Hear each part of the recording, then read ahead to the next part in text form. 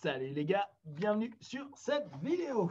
Alors, on continue toujours sur notre phase de MMA.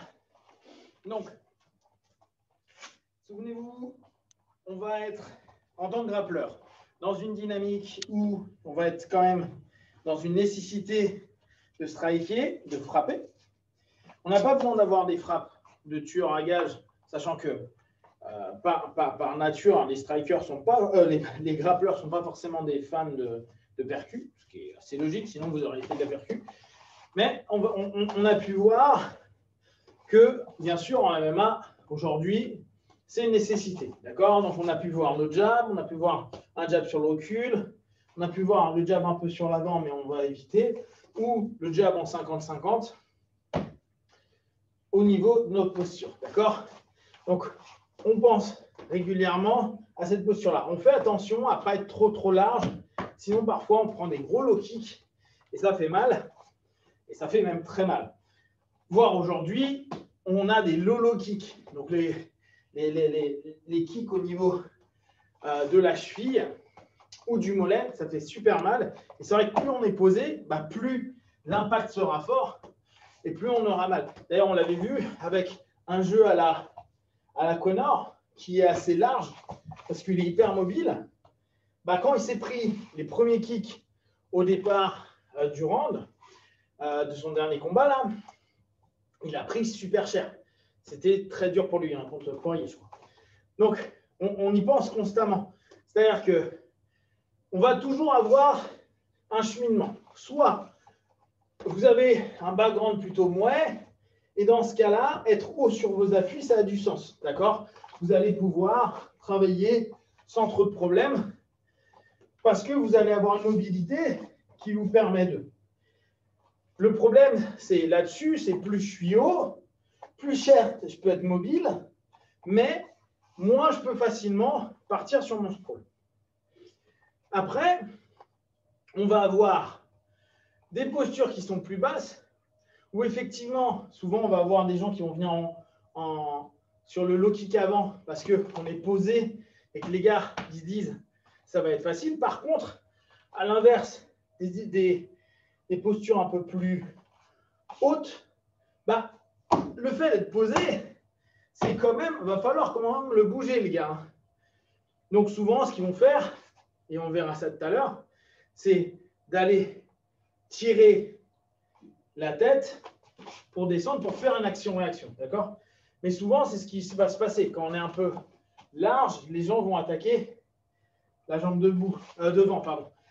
Souvenez-vous, il y a des moments, en lutte, on avait le style un petit peu à la russe ou le style un peu à l'américaine, d'accord? Cette main-là, elle protège parce que foncièrement, c'est sur cette jambe-là que les gens vont aller, d'accord? C'est ce qu'il y a de plus facile pour les gens à les cueillir. Donc, même chose, on y pense tout le temps dans notre module de percussion MMA. Soit je me décide d'être haut, mais je risque d'avoir des temps de sprawl plus galères. Soit je suis un peu plus bas, mais attention parce que je risque de prendre des kicks plus facilement. Quand je suis haut, c'est beaucoup plus facile de lever mes jambes à un moment donné. Quand je suis bas, je peux lever, bien sûr, mais ça demande un petit temps de plus. En tant que grappleur, vous pensez à choisir vous ce qui vous correspond le plus par rapport à votre physique, votre dynamique musculaire, etc.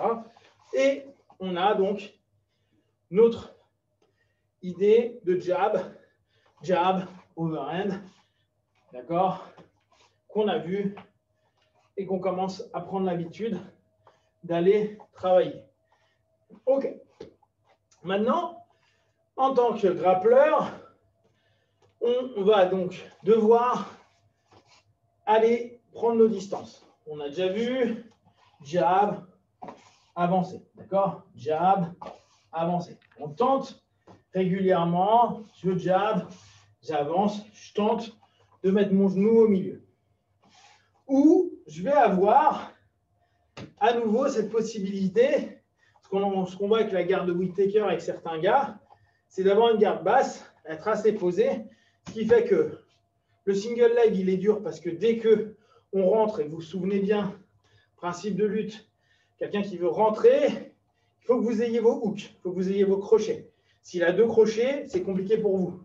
Il faut tout le temps se battre sur les crochets. Les escrimes que vous faites constamment sur les échauffements en luta, vous y pensez, c'est vraiment cette notion-là. Le gars arrive, je dois mettre mon bras pour pouvoir travailler. D'accord? Donc, parfois, certains grappleurs peuvent préférer, s'ils ne le sentent pas, s'ils sentent qu'ils n'ont pas un sprawl assez rapide, ils peuvent décider d'avoir une garde plus basse et de se protéger avec l'épaule. D'accord? On retrouve ça dans une forme de boxe qui est, je ne sais plus comment ça s'appelle, la garde Philly, je crois, je ne sais plus quoi, celle de Philadelphie, mais je ne suis pas sûr. D'accord? Donc, elle est connue. Par contre, faites super attention et vous gardez votre tête derrière, sinon vous allez prendre super cher. D'accord? Mais ça permet, si le gars arrive, de pouvoir mettre au niveau de la jambe et puis après se prôner. OK? Donc, on pense, je cadre, j'emmène et je tente d'emmener vers la cage. Donc, après, on va avoir quoi? On va avoir, j'ai amené et dans un premier temps, je vais avoir tout le travail qu'on a vu, hein, de rapprocher sur des fentes avant. D'accord? Donc, maintenant, on va exploiter une zone dure. Un des points importants qu'on va bosser au fur et à mesure parce que là, c'est vraiment quelque chose sur lequel on a souvent des problèmes quand on fait du MMA. Moi, le premier, et puis plein de grappleurs, vous allez voir, c'est le souci qu'on a. Logiquement, quand on arrive, on doit avoir la tête, boum, droite. D'accord? Éventuellement comme ça, mais rarement comme ça. Sinon, la tête, elle part sur l'arrière. Encore moins comme ça. Sinon, on va vous descendre. D'accord? Ce qui fait que souvent, les lutteurs, vous verrez, parfois, ils ont le nez un petit peu aplati. Autant les boxeurs, ils ont le nez un peu de côté. Les lutteurs peuvent avoir le nez un petit peu aplati. D'accord? Donc, va y avoir notre fente avant et se dire, je colle ma tête. Je colle ma tête et tout le haut de mon corps doit être uni, d'accord? Autant, parfois en boxe, on va voir cette notion où on va tenter de délier pour pouvoir travailler, esquiver. Autant quand on passe sur la phase de lutte, c'est l'inverse, on a un bloc. D'ailleurs, vous regarderez, les lutteurs des légers au lourd, ils ont des trapèzes assez solides, voire très solides, des gros coups et des épaules sympas. Ils ont un haut de dos qui est solide. De toute façon, c'est des physiques solides. Hein. D'accord? Donc, on pense à ça. La tête, elle doit être droite. Donc, quand je fais ma fente avant, par exemple, je jab, ma fente avant, parfois, on fait ça. Et ça nous arrive tous. Genre, on part et on va sur le côté. Sauf que sur le côté, on le sait bien, ce n'est pas la direction où on va. Souvenez-vous, en jiu-jitsu ou en luta, on vous dit souvent, celui qui contrôle la tête contrôle le corps. Si, au moment du travail, vous êtes là, vous avancez et que vous êtes sur le côté, là, il va y avoir un problème. Parce que, je vais faire de l'autre côté, mais vous imaginez bien qu'ici, ma tête, en termes d'alignement, ce n'est pas gagné. Alors que si j'arrive, je percute, j'avance, ma tête en face, et c'est vraiment là, donc bien sûr, pourquoi souvent on fait des exercices de renforcement de la nuque? Pourquoi on fait le pont? Et pourquoi en lutte, ils le font 10 000 fois plus que nous? Parce que leur tête et leur cervicale vont être constamment utilisées. Et nous, on doit penser comme ça. En MMA, comme je vous ai dit, on est des grappleurs, on est des lutadors ou des jutsuka, et on doit avoir un grappling debout. Un grappling de préhension pour aussi bien percuter, travailler, retenir, maintenir, repartir, recoller. D'accord? Ce qui fait que c'est une phase où au niveau cardio, ça va être dur. Okay? Donc, on est là. Je percute. Je décide d'y aller. 1, je rentre. C'est ma tête. Et après, j'ai tout mon corps qui y va. Mais je dois être solide avec ma tête. Je ne peux pas me permettre, et c'est ce qu'on fait vraiment souvent, on est là, je descends et on rentre limite en taureau. Je ne sais pas si vous avez vu Kenj, c'était bien avant le Covid, il avait fait une super vidéo, il avait repris un boulot de Galvaron, où on voit, il rentre front au centre du corps. Boum. Alors, ce n'est pas agréable. Et là, c'est clair qu'il va falloir que votre nuque soit solide parce que l'impact, il est avec votre front. Il n'est pas avec votre tête vers le bas. Il n'est pas avec votre tête sur le côté. C'est le front. Boum. On doit penser à cette notion-là. Je percute. 1, j'avance, je reviens. D'accord? D'ici, je dois être solide. Et je dois garder ces notions-là. Je ne dois pas me faire descendre ma tête. Je ne dois pas, bien sûr, me faire guillotte. Mais là, je me fais guillotte simplement parce que je descends ma tête. Hein. Je ne dois pas me faire contrôler trop la tête.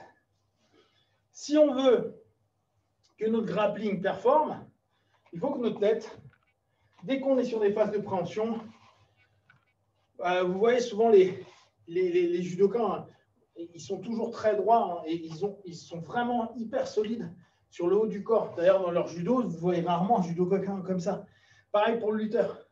Cette notion, et d'ailleurs, qui est intéressante, parce que souvent, on a l'impression que les grappleurs et tout, ils sont toujours en train de redresser à fond et de montrer qu'ils ont des pecs, etc. Mais c'est assez cohérent par rapport au cheminement qu'on va chercher à avoir, c'est-à-dire garder, maintenir une tête droite. Pensez, si on est un peu faible au niveau de notre tête, tout le corps va suivre. Donc, on garde constamment cette notion en tête. Je jab. 1, je reviens. 2, je passe. Et je passe, c'est ma tête. Ma tête doit être en pression. Et doit créer de la gêne chez mon partenaire. Oh, il est beau. Ça va? Donc, ce qu'on va faire, ça va être un travail très simple qui va revenir sur le principe qu'on pourrait retrouver un peu en taille, mais qui sera plus sur de la lutte, mais pensée taille. On est là sur un travail de percu. Alors oui, on est en mode grappling, donc je ne suis pas très bon. Et je commence à aller, voilà, il a ses bras posés, je vais lever et ramener derrière la tête, d'accord? Intérieur, je vais plutôt ramener dans ce côté-là. Et là, mon idée, c'est d'aller le descendre. D'accord? Mon idée constante, c'est d'aller descendre mon partenaire. Donc, ce que je vous disais tout à l'heure, si on est là sur une phase de percu, vas-y, on travaille normalement, il est là, etc. Je jab, je rentre. Si je rentre, que ma tête, elle est bien droite, je regarde vers l'arrière, c'est dur pour lui de retenir. D'accord? Je suis là et je bouge. Idem, je pars au centre. Là, je suis fort. Même si, bien sûr, il va avoir ses jambes, mais en général, je vais rentrer là.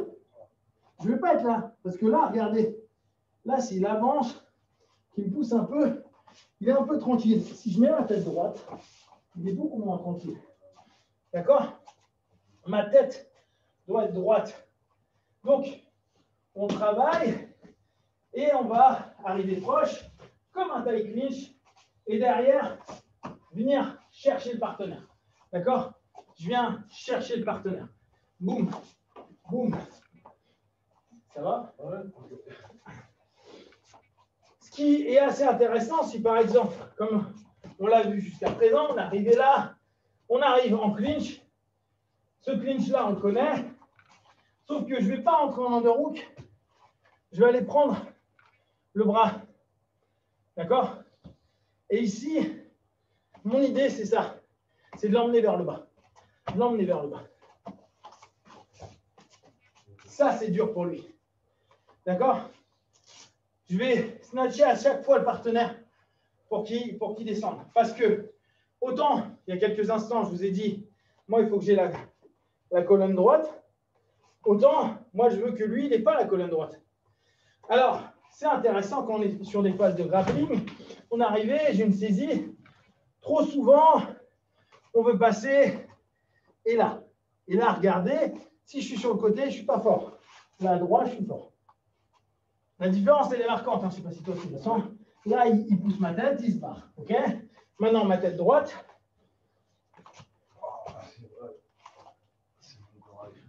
D'accord? Ma tête, c'est mon corps. C'est la priorité dans ma phase de grappling.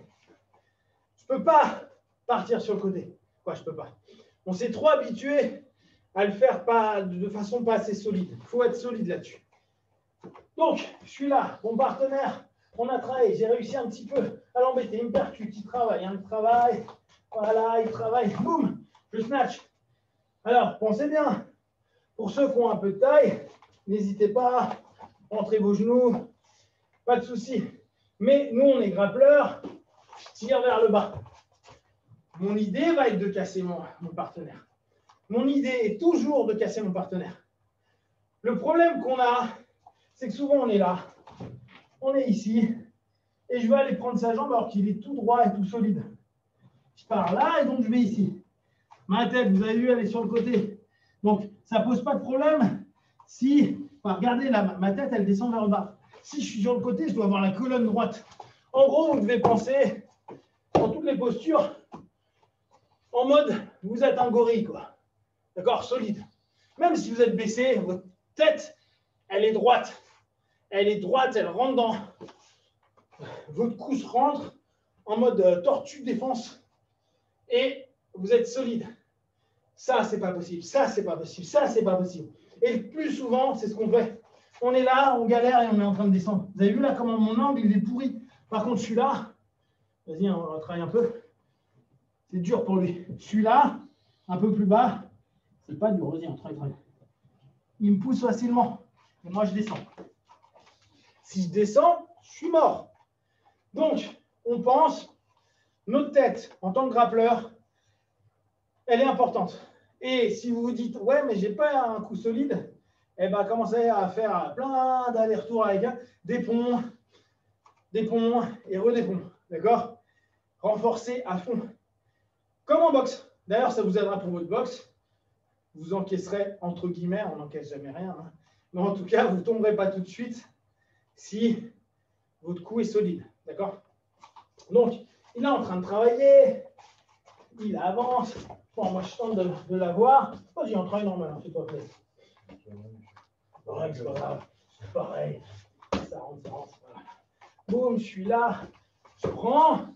Et je ne vais pas rentrer à l'intérieur comme j'ai l'habitude. Je reste sur l'extérieur et je snap sur l'avant. D'accord? C'est chiant pour lui. Hein. Tente de résister. Laisse pas faire. Hop. Hop. Ça m'intéresse. D'accord? Boum. Bam. C'est très dur pour lui, physiquement, cette motion-là. Et si ça ne marche pas là, parce qu'il est solide, c'est un bonhomme solide, hop, je passe de l'autre côté. Hop, hop, voilà, là je laisse. Cette partie-là du cou, c'est dur. Autant en mouet, on la maintient, et parce qu'on veut aller travailler sur nos percus, autant là, on est plus sur vraiment une motion d'aller vers le bas. D'aller vers le bas. Tire le gars. C'est mon corps qui tire. Et vu que j'ai l'autre bras, c'est dur physiquement. D'accord? Donc attention, parce que on peut avoir l'habitude de faire ça. Ça, c'est bien pendant un laps de temps pour récupérer. Éventuellement pour taille clincher. Mais dès que vous êtes bien, revenez, reprenez intérieur. On va commencer. OK? Donc, on est dans cette dynamique. Qu'est-ce qui va m'intéresser? Déjà, quand je suis là, en termes de percus, je peux prendre les genoux. Mais dès que je commence à descendre là, c'est dur pour lui de percuter. D'accord? Vous pensez, les genoux, pour les plus tailles d'entre vous, et moi, on ne voit plus du tout l'heure sur cette montre. Oh, ça y est, je l'ai vu. Les plus tailles d'entre vous, éventuellement. Mais sinon, alors, ouais, le coude, why not? Mais regarde, si je suis là, c'est dur. C'est dur de. Ton coude, il va. Tu vois, je suis là. C'est pas évident. Je ne dis pas que ça ne fonctionnerait pas. Hein. Il peut très bien me donner coup de coude. Mais la force de la lutte, quand elle est active, quand on cherche un kozushi, un déséquilibre, un mouvement du partenaire, à ce moment-là, bah, on sait que c'est dur de percuter. C'est là toute la beauté du MMA, c'est qu'à l'époque, on pensait que sous n'importe quel angle, type on est là, boum, je me mettais KO en tapant comme ça, ou limite quand je faisais ouais. Il y a ça dans un kata, non? Non, il n'y a pas de rentrer comme ça. Non, c'est pas l'épaule, c'est un matsui. Un matsui. Un tetsui. C'est un matsui. Bref.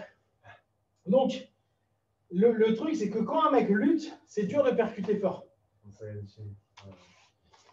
C'est pas évident du tout. D'accord? Ça peut, mais c'est pas évident. Donc, moi, mon idée, c'est quoi? Je suis arrivé, je l'ai un peu embêté. J'ai réussi. Voilà, il a ses mains, moi, ça me va. Ses mains, je pense quoi? S'il veut me bloquer un petit peu avec les mains là, intérieur, boum, snatch sur l'avant. D'accord? Ce qu'il va faire quoi? C'est que logiquement, quand il se passe ça, il ne reste pas en bas. Donc la plupart du temps, il va se redresser. Et quand il se redresse, il vient chercher sa jambe. D'accord? Je vais la chercher très haute. Donc, maintenant, on va reprendre ce qu'on voyait au début. Ma tête doit être, par contre, au centre. Que ce soit comme ça.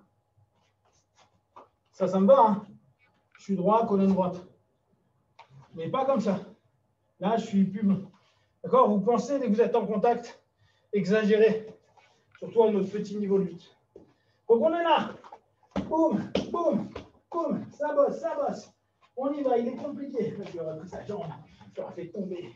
C'est un guerrier ancien. J'arrive, je ramène. Voilà. Il rentre, il se relève. Là, je vais simplement avancer. Ma tête rentre intérieure et je rentre. D'accord? Et je reste colonne droite. Là, c'est pas évident pour lui. Je ramène à ce niveau-là. C'est-à-dire que là où j'en suis, c'est pas évident pour lui. D'accord? Je prends haut. Je peux alors prendre 10 doigts, mais on n'a pas assez de force. Gable grip ou aller mataléo. Par contre, l'erreur pour nous, c'est que souvent, dès qu'on est là, on laisse un peu notre tête. Notre tête reste prioritaire. D'accord? Là, pour lui, ça va être dur de maintenir. D'accord? Là, éventuellement, je peux redescendre, aller chercher les deux. Mon idée pour l'instant, c'est mon entrée en single. Mon entrée en single avec cette connexion. Donc, on est là, je travaille, il bosse. Pour l'instant, ça ne me dérange pas. Pensez, hein. Hop, boum, je rentre intérieur, je reviens, ça réagit, je rentre. Là, c'est pas évident pour lui. Comment tu te sens? Ouais, bah, je suis même. Ça ne va pas être simple. D'accord? Maintenant, je reste colonne droite. Boum, boum, boum. J'emmène. Parce que vu qu'il est tout tendu, je suis très haut, c'est dur pour lui de revenir. Il va facilement aspirer. Ma posture est bonne. Je suis droit. Donc, vous voulez vous entraîner au quotidien, vous êtes au boulot et autres, marchez comme ça. Et vous dites, ma colonne doit être droite tout le temps. D'accord?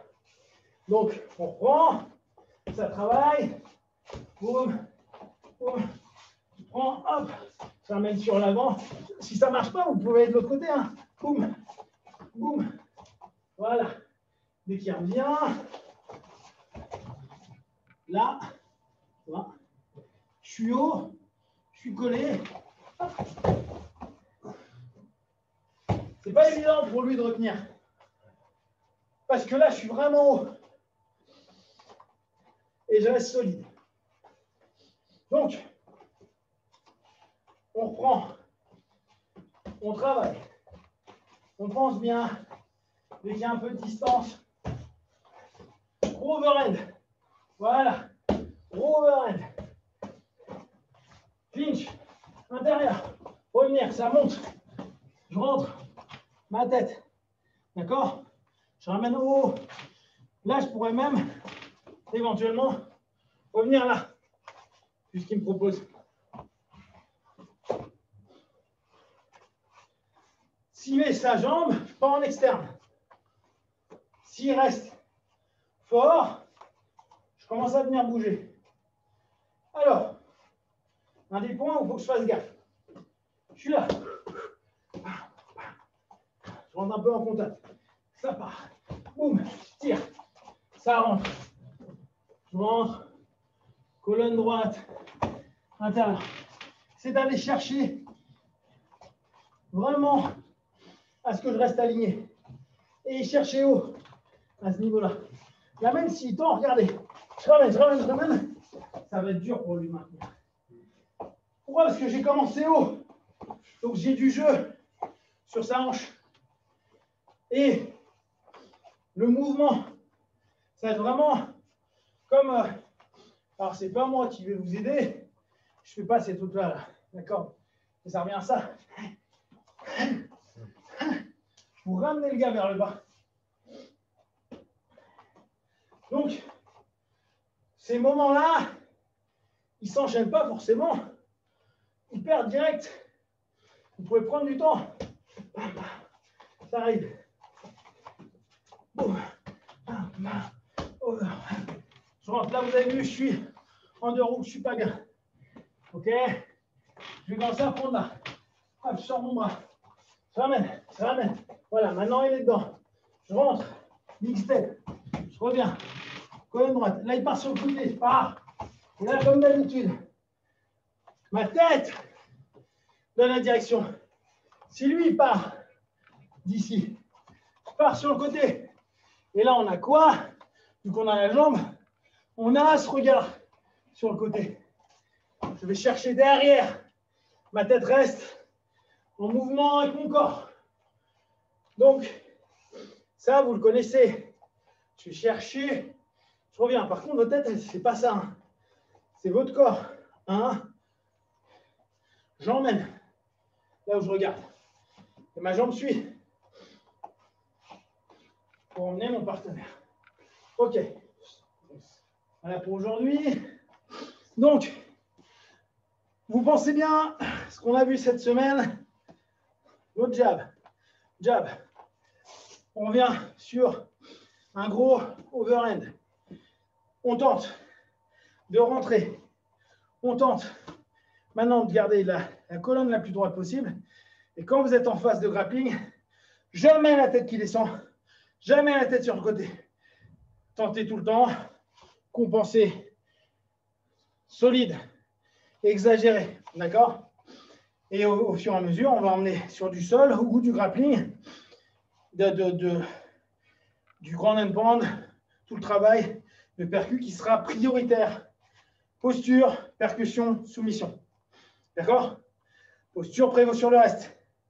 Percussion, juste pour fatiguer, ennuyer, fatiguer, entraîner notre partenaire dans une zone plus difficile.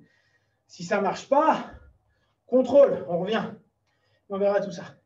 Merci les gars. Oups.